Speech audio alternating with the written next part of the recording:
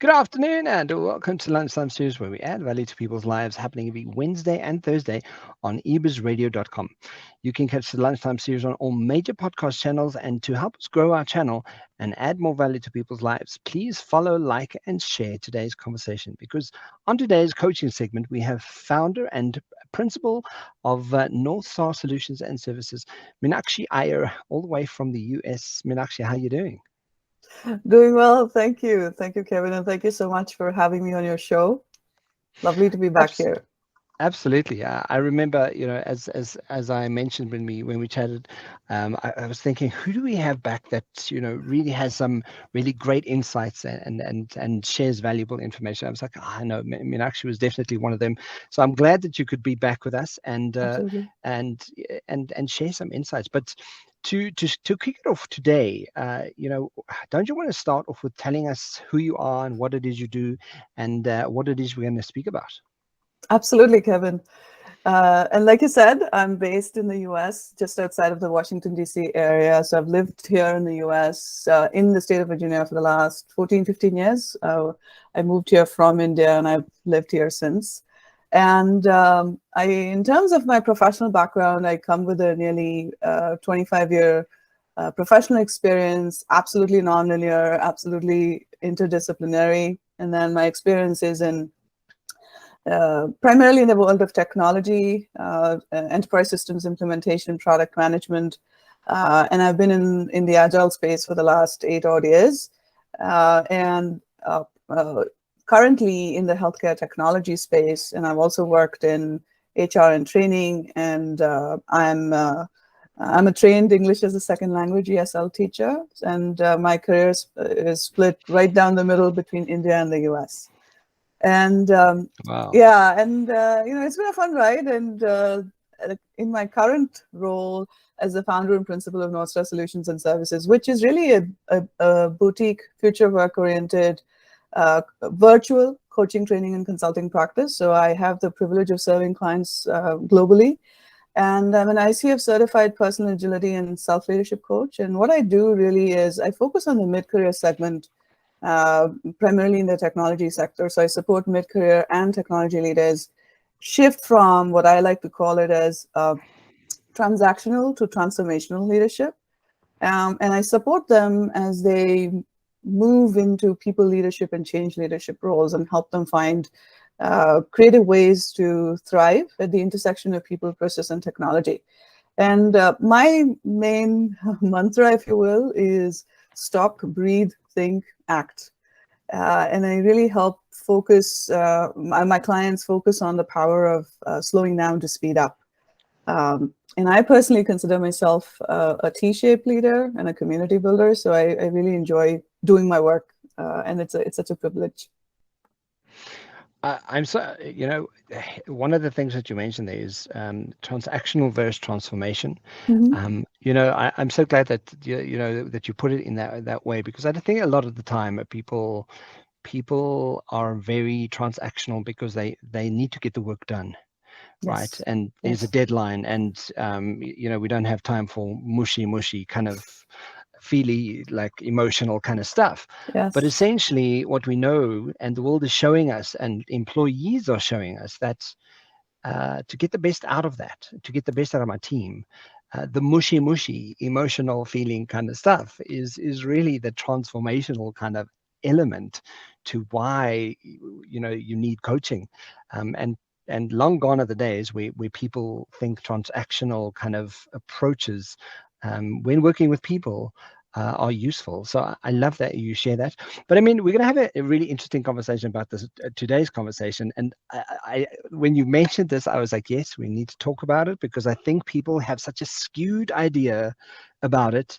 And I want to unpack that. And I'm so glad that you're going to unpack this with us today. So please tell Sure. us what it is. What is it, that topic that we are going to be discussing? Absolutely. The topic for today really is self-promotion as a leadership skill, primarily in the virtual hybrid world these days, right? So, and I came about it. It's been this whole journey around self-promotion has been a personal one for me as I transitioned from being a full-time employee to being a solopreneur. I love telling the story. That one of the earlier conversations with my mom, who still lives in India, was around. She was trying to. She's always known me to have a full-time job and just do that. So she was trying to understand why I was going to leave all that behind and get into the space as a business owner. Yeah. And so one of the things I remember talking to her, and she's like, that requires a lot of talking about yourself. Being a solopreneur, handling all the marketing and all that. That was one of the Yeah. conversations I'm having with her. And that's such a, it's I've had a lot of struggle in highlighting and talking about the value and the impact that I bring to the table. And a lot of it in my case is how I was raised, my cultural background, my upbringing, in where humility is considered a virtue, and as a woman, as a girl growing up, I it was more about you shouldn't be heard, you shouldn't be seen, just keep your heads down, do your work, and your rewards will come to you. And then, having lived here in the States for the last 15 years, the culture here is different and it's more individualistic compared to my native culture. So it's been a journey. And in the last 3 years as a coach, what I've also realized is that earlier I used to think it's probably something that women struggle with more. And then I realized that it's also a culture. It's not really a gender thing. It varies from person to person, and their individual past experiences, how they're raised, and what the values, what they consider as values, and things of that nature. So I have found that even several of my male colleagues, for example, who came from other cultures, not the American culture, I found that they had some of the same behavioral traits. That I shared those with them. So it was not a gender thing anymore for me. And working with my coaching clients, I started getting more into this topic. And then in the last 2-3 years, when most of the knowledge work sector has gone virtual or hybrid, these challenges are more pronounced in terms of how do you maintain visibility in the workplace and things of that nature. So I'm really excited to talk to you more about this today. It's a fantastic topic. And I'm going to make a generalization here. It's completely a generalization, but what I have noticed from an Americanized perspective, when we do see those coaches out there that are quite popular, that are out on the internet and promoting themselves, they very often are really good at this. They're really good at putting themselves out there and saying, this is why you need to be working with me, right? And I struggled with this for very long, just putting out content on YouTube and creating a podcast. I was like thinking, yes, I've got experience and I've done stuff and I have a story, but why will people listen to me? And then that the imposter syndrome really kicks straight into gear, and we kind of go, okay, well, and then you just stop. It debilitates you completely, right? Yes. But I mean, like and I think it's so essential because people also have that fine line of kind of going, okay, well, if you're self-promoting, you're so arrogant. And just recently, I've had a conversation with my coach around arrogance, where people have. When I was younger, I was very talented at singing, and people would call me very arrogant. And we really uncovered, what that meant. And I said to her, what I realized today is just because some people don't recognize what self-confidence looks like doesn't mean I'm arrogant, right? So well said. And that's why I wanted us to have this conversation, because I think people are self-confident, and people who know their strengths and speak their strengths and live their strengths. They're not coming from a place of trying to be recognized and, oh, look at me, I'm trying to be more than you are. They're just coming from a strength space. It's an internalized dialogue, right? But I mean, before I get carried on a tangent here, what does self-promotion mean? Because I think a lot of people think of it as arrogance, or get stuck there, or like they kind of think, oh, it's all about me. What does the self-promotion mean, especially as a leadership skill? To me, my one-liner around self-promotion is, you are your best spokesperson. Yeah. And to me, it's about owning my narrative, my story. If I don't, somebody else will, and they may not have all the facts. Yes. So I am my best spokesperson, and the other piece is, like you said, I'm coming from a position of strength in the sense, these are the things that I'm good at, and this is how I add value to my ecosystem and the people I serve. So if I reframe it as, what am I doing in the context of my ecosystem? So it's not just about me, because whether we admit it or not, we're all interconnected as individuals, as systems, as companies, and whatnot. So I am playing my part, but if I just keep my head down, put my head down and continue to work, and expect that people are going to know about what I'm doing and where I'm coming from, that's not going to happen. Yeah. It may happen, but not at the pace at which I need that to happen, and not with the same level of accuracy that I need it to happen with. So to me, it comes down to, I'm my best spokesperson, so I need to own my narrative. One other thing I want to mention, why I call it a leadership skill, that actually evolved in a conversation with one of my clients, and they kind of said this, it's a leadership skill. I'm like, yeah, you're right.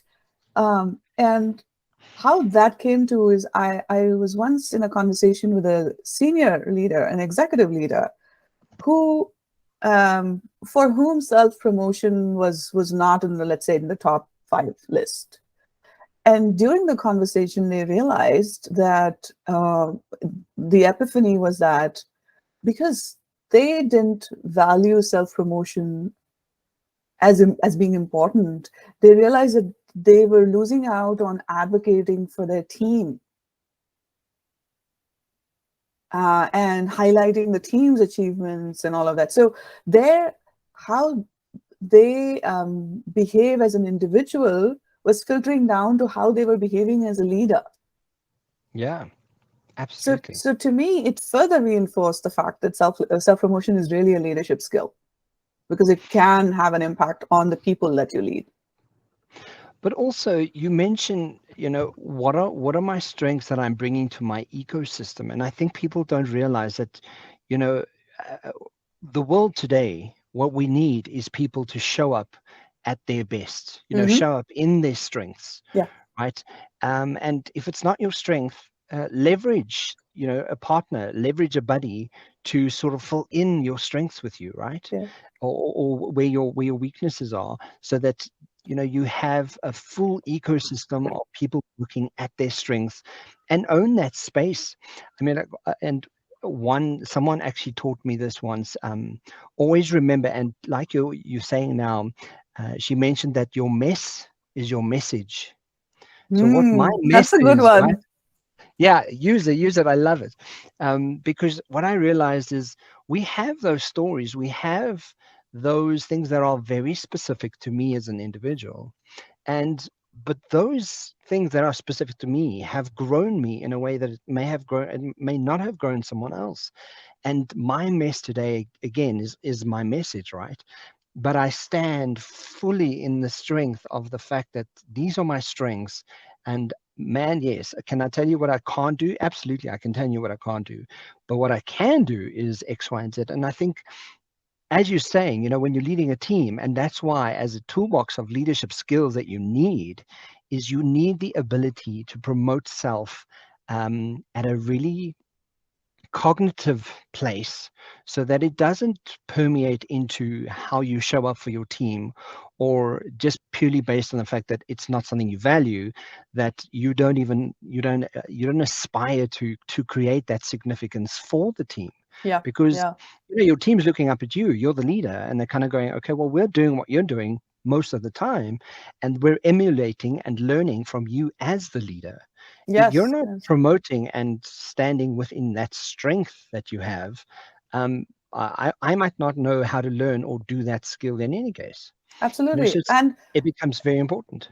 absolutely. And this particular leader was also realizing that they were not using opportunities that they had in rooms and places where their team wasn't present. They were not utilizing opportunities to bring visibility to their team and their work. because for Yeah. them personally, that fell in that self-promotion bucket, and that was not something that they did. And so not only were they not doing it for themselves, they realized that it's probably they were projecting that on their own team as well. So that was a big aha moment. And right in the beginning, you mentioned humility, right, as a culture, and I think that's such an important point, because some of the African cultures that we have is that you don't look someone directly in the eye. Someone Yes. that you respect, you don't look Yeah. at them in the eye, Yeah. and it becomes that mindset of kind of going, oh yeah, but this is just how we show respect. Yes. Um, but yet we also know we're living in the future where we're needing employees and leaders to kind of step their game up. And Absolutely. it's stuff like this that's really it's setting me apart from my colleague and my perhaps my competition, when I have a team who are self-promoting in a way that really focuses on their strengths. I think it's a fantastic reason. So I mean, Absolutely. I just want to say something here. When you talked about humility, there was a quote that I'd read a few days ago that said, humility is not about not thinking less of yourself, but thinking about yourself less. I thought that was cool, as in less that's frequently, like right? talk about hitting the nail, that the nail on the head. Like that's exactly the point of what Yes. humility is. It's not a me conversation. It's got nothing to do with me. It's just how you conduct yourself. It's beautiful. But I mean, why is it important for individuals? I mean, we've already covered some of this, but do you have any more to add to why is it important for individuals, leaders, to focus on self-promotion? Um, because I think people that whole like negating self and self-deprecation and victim mentality, and imposter syndrome, all of these things are, really have their little tentacles Hmm. straight into self-promotion and really hold us back from being able to do it. Yeah. To add to what I said earlier, I think the key around self-promotion, especially for individuals, as I understand it, is I call it the 3 C's, and it starts with clarity. So self-awareness. What are my strengths? What am I good at? What do I need support with? And whatever it is that I'm good at, I actually even say I categorize it further and say, what am I consistently good at? Ah, Where have I had yes. consistent success in using what type of skills, right? Then I have evidence. And that's the Yes. other thing. I'm sure you and others may know about this I Am Remarkable workshops that Google conducts. Mm. If it's one of the best 90 minutes that I've invested in as an attendee, Yeah. and it's available. It's a free service that Google Freely does. available. Yeah. Yes, yes. Yeah. And one of our coaching colleagues from Coffee Chat, Aqua, is a certified facilitator. So I actually attended her session. I think you and I first met in her session, probably. I think we did. Yeah. Yeah. Yeah. Yeah. So there they talk about uh, if it's true, then it ain't bragging, right? So ensure that what you're talking about are based in facts. And for that, you really need to take the time out, and which is where my work as a personal agility and self-leadership coach, I really focus on reflection as a key practice. So you take the time to look back at how far you've come, what you've learned, how you've grown, and that's what will fuel your journey further. So that, to me, creating that as a practice, as you do it every day, you do it once a week, whatever works for you, that builds your self-awareness. And then in knowing what are you good at and what are you consistently good at, and that's the basis of your fact repository around your self-promotion. Yeah. And so clarity. The second thing is conviction. So to me, like an upward facing arc. Before you talk to others, how you talk to yourself is important. Talking to self is very important. And I had to write this down. There's this beautiful quote that I came across. It says, be mindful of your self-talk. It's a conversation with the universe. Ooh. I want to say that again. Be mindful of Yes. your self-talk. It's a conversation with the universe. Oh, that just gave me like chills. I'm gonna remember that. I'm gonna remember. Thank you for that. Absolutely. And to me that's so powerful, right? And that's the and several of, I would say, I would bet all ancient cultures, ancient wisdom is rooted in this. It Yes. always goes back to the self and how you treat yourself and how you engage with your ecosystem as an individual and how you talk to yourself. And I Can we think, just yeah, can we unpack that just a little bit? So because some yes. people are going, I mean, what do you mean talking to the universe? So just sort of unpack that for some people, because I think that, some people might actually think we're smoking our socks right now, but I know exactly what you mean. Okay, so I believe that we're all energy beings, Yeah. and we are constantly giving out and receiving energy. Yeah.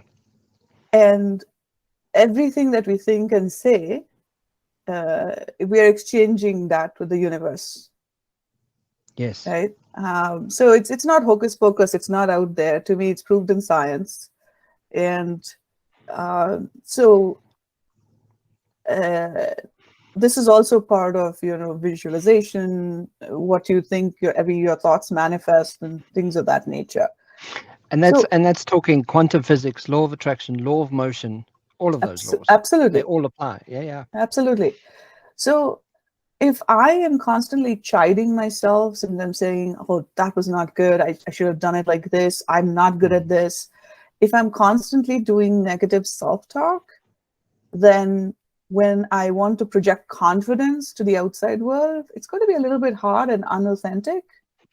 Yes. And a good chance that it might come off as being untrue or being arrogant, because then I'm going to overdo it, Yes. right? So really, folks that practice yoga might know this pose. It's called the tree pose in English, where you stand and you're rooting yourself in the ground.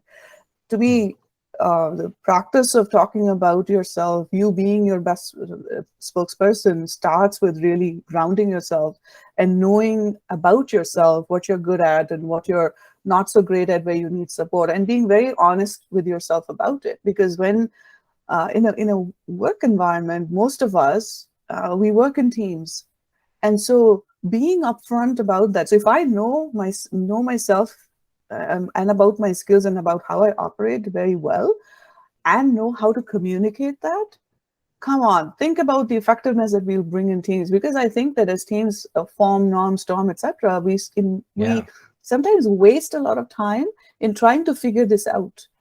So if we know this already, and if we know how to communicate this, Yeah. it'll we'll be able to pick up the pace on how we form teams and how we start working and Yeah. getting to that high performing mode. I love that, because then you already know that because we have that awareness, we know that our teams are proud of the strengths they bring to this moment. Absolutely. The forming, norming, and storming, kind of like, you get through that so much quicker, because I know that you good at this, you're good at this, you're good at this. So whatever I need that I'm not good at, I can go to those three people and say, I know you're really good at this. Can you help me figure this out quickly? And Absolutely. the process, just the process of that just amplifies and magnifies so much more, just purely based on the fact that you have this awareness and you're actively working as a team to leverage each other's strengths, but also being able to speak your truth Yep. authentically. Yeah. So Absolutely. so give us some idea of how we do this, because hey guys, look at me, I'm fantastic. I don't know if people would have, like, I'm here to tell you that I think I'm wonderful. Like, this is not what we mean, right? Not at all. I think there's a few steps. For those of us who are starting off on this journey, I would say number one is, again, clarity Mm. and understanding oneself and your own strengths, and where you need support and what are you consistently good at. How do you bring value and create impact with your coworkers, in your family, in your community, whatever your ecosystem is. And asking for feedback from others on, okay, and what has been of most value to you in our interaction, and trying to do that at a micro level. So let's say if you're doing a one-on-one with your team member, asking them, my go-to starting first question is, what would be of most value to you in today's conversation? Just like a regular coaching conversation, that's how I do my one-on-ones as well. Being focused. This is the other thing about self-promotion. You can reframe it by looking at it's not about you, like you said earlier, Kevin, but it's about how best am I able to serve people around me. Yeah. And what is the best way to do that? And so if I make it a point to retrospect and reflect along with the people that I serve, you get so much valuable inputs to do better. And then people see you for who you really are. Yeah. So going back to the 3 C's, it's developing clarity, and that will feed into the conviction that you have. Because to me, before you project confidence, you need to have conviction. You need to believe it yourself. Yeah. Right? So have the clarity that'll fuel your conviction, because you'll continue to do the work that you're really consistently good at, and you build that consistency, and that'll build your conviction. And then you're at that point where you're able to project confidence. And when you're projecting confidence, the thin line between arrogance and self-confidence, in my view, is how are you talking about the value and the impact that you create. So do you talk about, I met the sales quota for this quarter and this is what I did? Or do you talk about it in the context of the customers that you serve, the value that you're bringing for them? So because I was able to close so many deals, so many members are now connected with this service or connected with this network. How are you framing it? And how do you view it yourself? It starts from there. So are you looking at it as pure transactional targets that you're hitting? Or are you really able to see through that and see the value that you're bringing in people's lives? Even if you're not in a customer-facing role, internal roles, especially if you're in a people leadership role, we all know people leave their bosses and not their companies. So it's such a role of responsibility that you have as a leader, that you have people showing up to work, and you may be the deciding factor why they are or not at work. Yeah. So that's a big responsibility. So how are you showing up, and what's the environment that you're creating around you? And these are the indicators for you to know whether you're doing the right thing and whether you're doing it consistently well or not. I mean, I don't know how you would sort of, but especially for knowing how you show up. I always challenge leaders to do an anonymous personal brand feedback and send it out to your team, right? And let them give anonymous personal feedback. Create one on Google Forms and ask 10 questions, and allow people to be blatantly honest. Absolutely. And I think, when you have the aptitude and the emotional intelligence to be able to take feedback like that and go, okay, cool.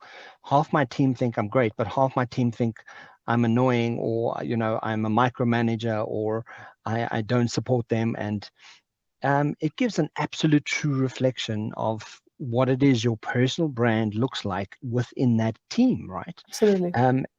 And until you can fix that, you may be edging on the side of inauthentic sort of management or leadership style, and you don't have this really this self promotion as what's the word I'm looking for?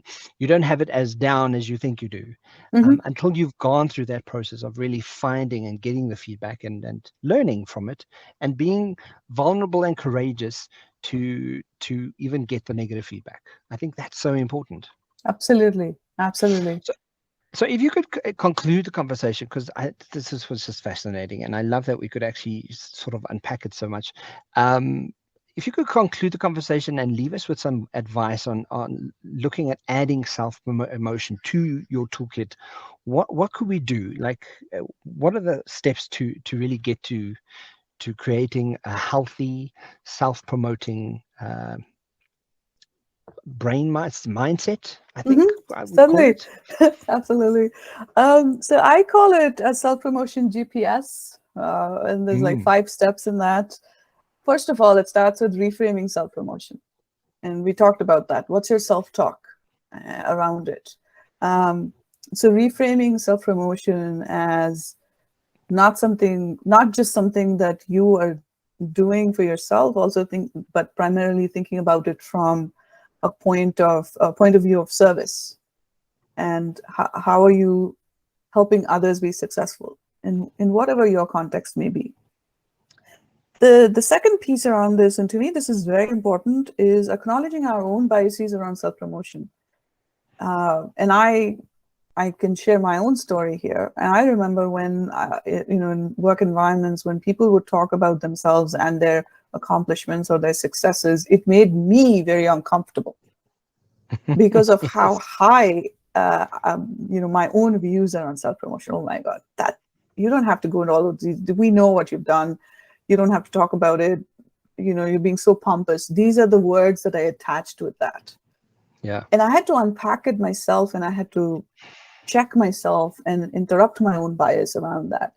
And then I realized it was all because of how my own negative self-talk around talking about accomplishments and achievements. And this has been my journey, especially as a solopreneur. It's been challenging to I'm sure, reframe yeah. that. The third thing, something that I've done very successfully, and several of my clients have had a lot of success with this as well, is just keeping track of your accomplishments throughout the year. Throughout, make it not just a year, make it a regular habit, especially if you are in a full-time employment situation. I would do something as simple as an Excel spreadsheet, and I would use the interview technique, the SBAR, situation, background, what's the A? Situation, background, I forget what the A stands for, and recommendation, assessment and recommendation. So I would talk about what was the situation, what was the immediate background, what was my assessment, what actions did I take, and what were the outcomes. So just, a few words, and I would fill that out. And that really it was like a map of what I had done. And they were all based on facts. Yeah. And because I'm focusing on the outcomes that were created, it's not just about me. It's about how what I did created that impact.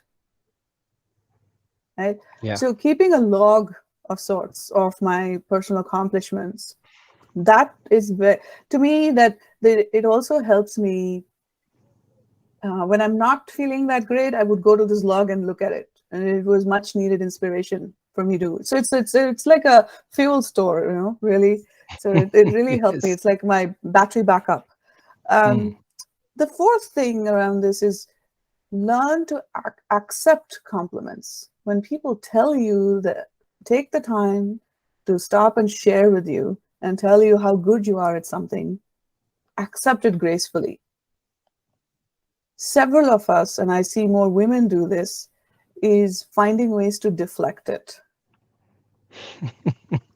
Or we return a compliment. Yes. Right?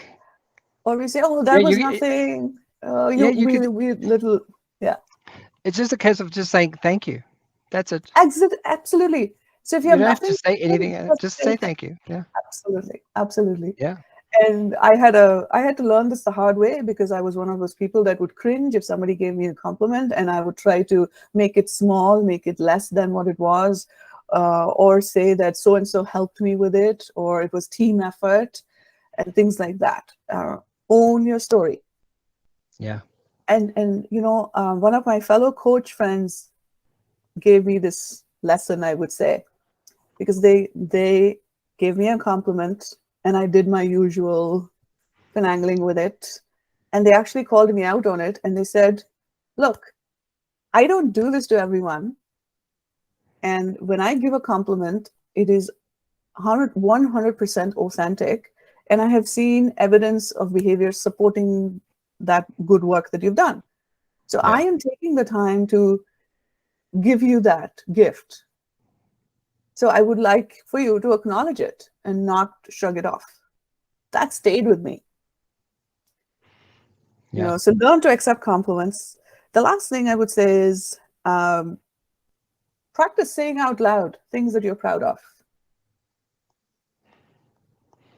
That builds your conviction, and you'll start projecting that confidence to the outer world. So reframe self-promotion, acknowledge your own biases, keep track of your accomplishments, like maintain a log, learn to accept compliments, and lastly, emulate that behavior. So practice saying out loud things that you're proud of. I absolutely love. I mean, that is a wonderful, like you called it, your GPS, right? That's a fantastic GPS to really just get your brain wrapped around what self-promotion looks like, because I think the reframing is really, really important. Absolutely. And what your story is around biases and what biases you do hold around that narrative, right?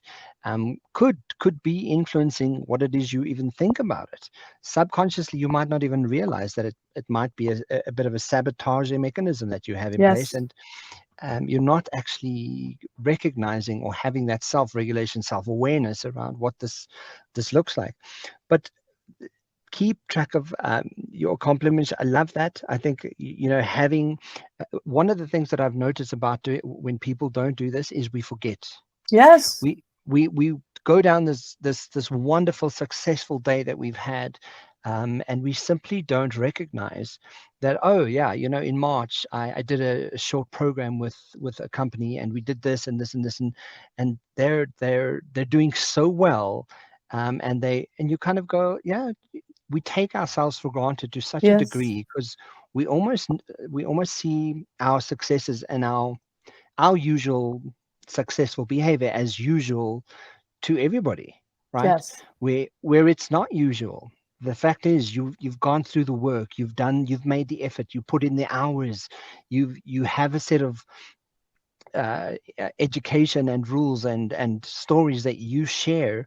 Um, you may think that everyone takes it for granted, or you may think that people know this, but people don't always know it, and we kind of Absolutely. go, recognize yourself. I love that. Yeah. But I think one of the biggest things is learn to accept a compliment. I'm yet to find anybody. I'm yet to find anybody that can just go, thank you. That's very kind. Like it's just that simplicity and acknowledgement of this person has recognized me, Yes. and I have seen that you've recognized me, and I Yes. acknowledge and I accept that.